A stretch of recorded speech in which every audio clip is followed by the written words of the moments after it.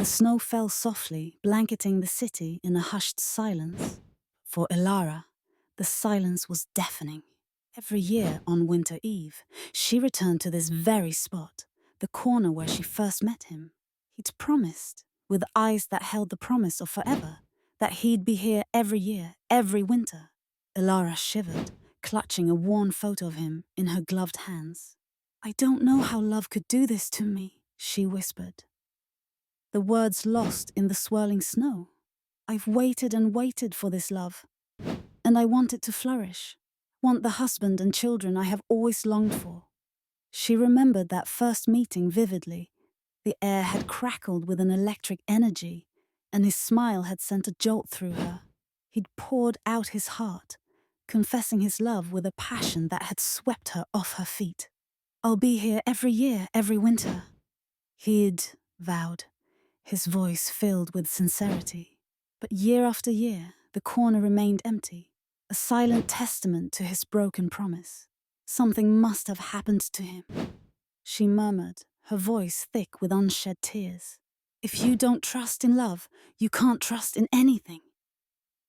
Loneliness gnawed at her, a constant, aching presence. "Why should I be lonely?" she cried out, the words echoing through the deserted street. "I'd rather be with you tonight." Hope, a stubborn weed, always sprouted anew. "So much emotion, it's driving me mad," she admitted, "but I'll take my chances with these feelings that I have." And so she returned each year, clinging to the fragile thread of hope, the echo of his promise. This year, the doubt was sharper, the pain more profound. "Mere words can't explain the pain and the fear I'm feeling," she whispered, her voice trembling. "I wonder if he will leave me standing here all alone." The clock ticked towards midnight, each chime a hammer blow to her already shattered heart. "Today's almost over.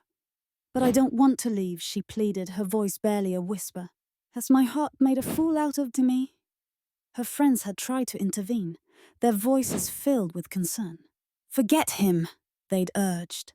"Let him go because he's not here and he isn't coming." But how could she? How could she let go of the ghost of a love that still haunted her? Ilara closed her eyes, the falling snow a soft blanket against her face.